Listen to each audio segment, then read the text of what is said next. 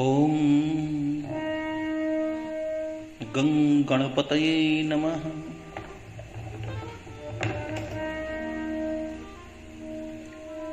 नारायणं नमस्कृत्य पितामहं विष्णुं रुद्रं श्रियं देवीं वन्दे भक्त्या सरस्वती।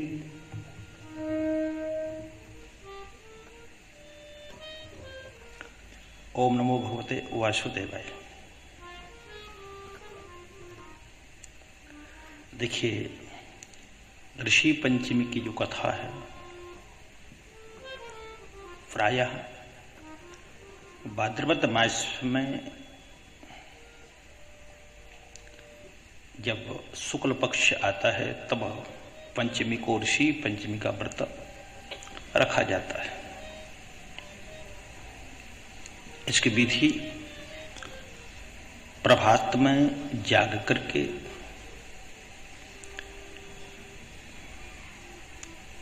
महिलाएं स्नान आदि से निवृत्त हो जाए। मध्याह्न काल में विधिवत स्नान की सामग्री ले जा करके, जैसे कि दूध, दही, घृत, मधु, शर्करा आदि, उसमें आंवले की कली डाल करके, कुछ तिल के दाने डाल करके जलाशय पर पहुंच करके नदी, कुआं, तालाब आदि के किनारे जाकर के सम्यक प्रकार से केशों को साफ करना चाहिए। और अपामार्ग जो अतरझारा होता है उसकी कम से कम 108 अष्टोत्तर शत दंत धावन, आयुर्बल हमें प्राप्त हो और सदकामना, शुभ कामना करते हुए दंत धावन, दांतों करनी चाहिए। फिर स्नान करें और सायंकाल अच्छा मंडप बना करके वहां गौरी गणेश के सहित दीप, घंट, कलश, नवग्रह और सप्तऋषियों का पूजन करना चाहिए।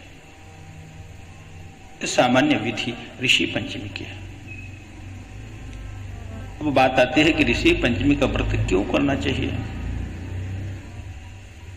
तो सबसे बड़ी बात है आचार की, हमारा आचार बहुत अच्छा हो, हम सद आचार्य हों, हमारा आचरण भद्र होना चाहिए, सद होना चाहिए, सदाचारी हो, सद आचार हो, भद्र आचार हो, तो हमारा जीवन बहुत अच्छा रहेगा। ऋषियों का आचार जहां भी देखा गया है ना, बहुत अच्छा रहा है। इसलिए ऋषि पंचमी को कहा है कि माताएं बहनों के लिए ऋषि पंचमी का व्रत, इसलिए कि उनको अच्छा सा आचरण प्राप्त हो, अच्छा आचार प्राप्त हो, इसलिए ऋषियों का पूजन। क्योंकि हमें कहना, जो महापुरुष हैं उनके आचरणों को जीवन में उतारना है, उनके ऊपर हमें चलना है। तो हमारी कथाएं, हमारे ऋषि, हमारे जो महापुरुष हैं जो रास्ता बना के गए हैं, उनके ऊपर हमको उतरना है, उनके ऊपर चलना है। तो ये भाव हमें रखना चाहिए। ऋषि पंचमी की कथा आती है कि विदर्भ नगरी में एक सैन्यजित नाम के राजा राज्य करते थे। ऋषियों का खूब आदर सत्कार किया करते थे, क्योंकि राजा तो सदाचारी ही हुआ करते हैं। आज तक जितने ही राजाओं को देखा है, जितने राजाओं का इतिहास हमने पढ़ा सुना है, तो सदाचारी ही प्रायः हुआ करते थे, अक्षर सदाचारी होते थे। और वो साधु संतों का, ब्राह्मणों का, गाय का, गंगा तुलसी इत्यादि सब का बड़ा सम्मान किया करते थे।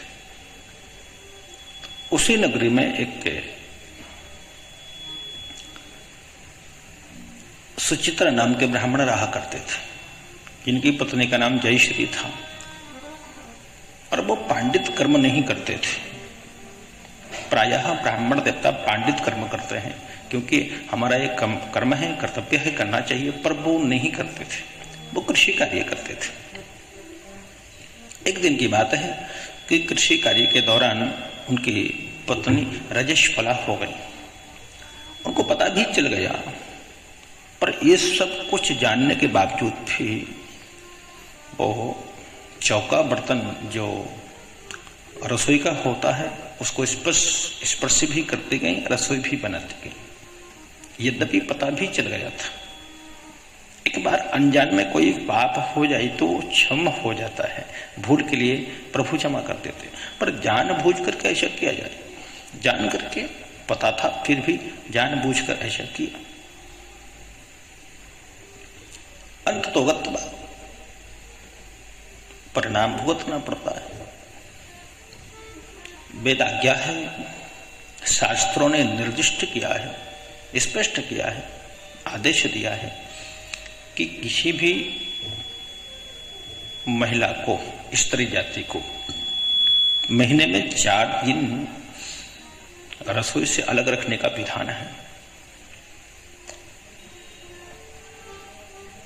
प्रथम दिन ब्रह्मघातने होते हैं जब वो रजस्वला होते हैं, तब दूसरे दिन चांडालनी, तीसरे दिन धोबिन और चौथे दिन शुद्धि होती है। अतः देव पूजन के लिए 7वां दिन प्रयुक्त किया गया है कि 7वें दिन देव पूजन किया जाए। अवर्ण की जाति को, चाहे वो ब्राह्मण, क्षत्रिय, वैश्य कोई भी हो, अलग रखने का विधान है। तो जब जानबूझकर ऐसा किया, अंत तो गत्ता नश्वर शरीर को छोड़ा। पति भी संसर्ग में आ चुके थे। ब्राह्मण ने अपने शरीर को छोड़ा, पंडित जी भी इस संसार से चले गए। आखिर क्या हुआ? अगले जन्म में वो दोनों पति पत्नी उसी घर में पुत्र के यहाँ, पिताजी तो बैल बन के आए और माताजी कुतिया बन के आई। अब दोनों को पता था। क्यों पता था? इसलिए कि जयश्री नाम की ब्राह्मणी ने चौका बर्तन आदि को स्पर्श किया, पर ऋषि पंचमी का व्रत नहीं किया। अपमान की दृष्टि से देखा, इसलिए पूर्व जन्म का सारा दृश्य उन्हें याद था। वो ज्ञान था कि मैंने ऐसा पाप किया था, ये मेरे पुत्र हैं, ये पुत्र बधू है। तो वहीं पुत्र के घर में रहने लगे। एक दिन महालय श्राद्ध जब आई तो महालय श्राद्ध में पुत्र ने अपने पिता का श्राद्ध किया, ब्राह्मणों को आमंत्रित किया। पुत्र का नाम सुमित्र था। तो सुमित्र ने विधिवत पिताजी के श्राद्ध के लिए ब्राह्मणों को आमंत्रित किया। पत्नी ने विधिवत भोजन बनाया। खीर जब बन रही थी तो अचानक से वो पुत्र वधू बाहर गई और कहीं से सर्प आया। सर्प ने आकर के खीर में विष उगल दिया। इस कृत्य को बैठे हुए जो सुमित्र की पूर्व जन्म की माता थी, जो कुतिया बनी हुई थी, वो देख रही थी। सोचा कि कहीं ब्राह्मणों ने भोजन कर लिया तो ब्रह्म हत्या का पाप मेरे पुत्र को लग जाएगा। इसलिए जैसे ही पुत्र वधू आई तो उस कुतिया ने खीर को झूठा करने का नाटक किया। झूठा इसलिए नहीं किया, खाया इसलिए नहीं, वो मर जाती। जब नाटक किया झूठा करने का तो उसने समझा कि कुतिया ने खीर को झूठा कर दिया है। जलती हुई लकड़ी से खूब पीटा। कुतिया इधर भागे उधर भागे, बहुत पीटा। खीर को फेंक करके बर्तन को साफ किया, दोबारा फिर रसोई तैयार की। ब्राह्मणों को भोजन कराया और श्राद्ध को संपन्न किया।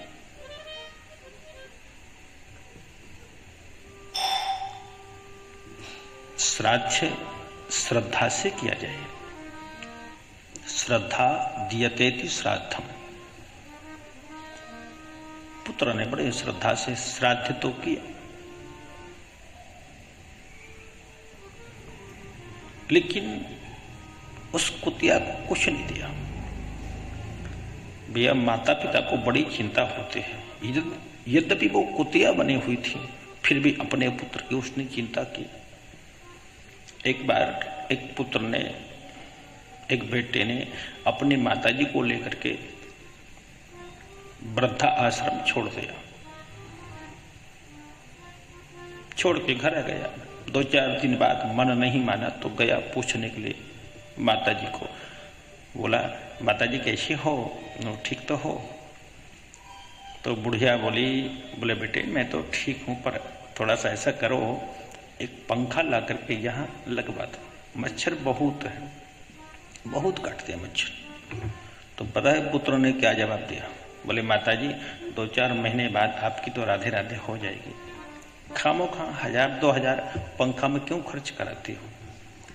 तो बुढ़िया ने कहा, बेटा मैं तो जैसे तैसे 4 महीने नहीं, मैं 4 साल भी काट लूंगी, पर थोड़े दिन बाद तू भी तो यहाँ आएगा, तो मुझे मालूम है घर में बिना पंखा के तो सो नहीं पाता, तो इसलिए कहती हूँ कि पहले से यहाँ एक पंखा की व्यवस्था करवा दे, ताकि तू आएगा तो तुझे सुख तो मिलेगा।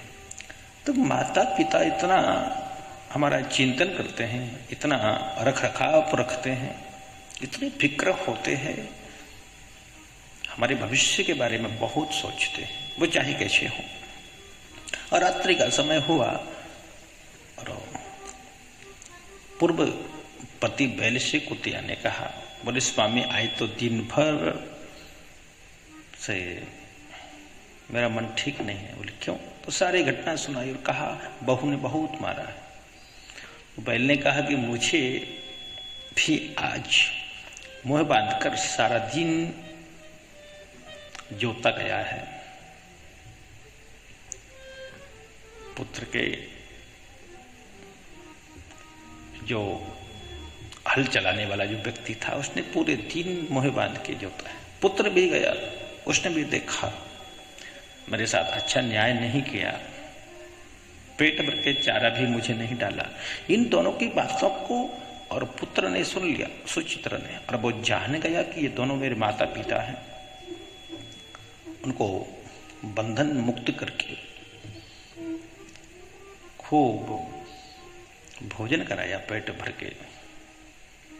जंगल में निकल गया ऋषियों के पास, साष्टांग दंडवत प्रणाम करके कहा कि मेरे पिता और माता को ऐसी अधोगति त्रियग योनि क्यों प्राप्त हुई है?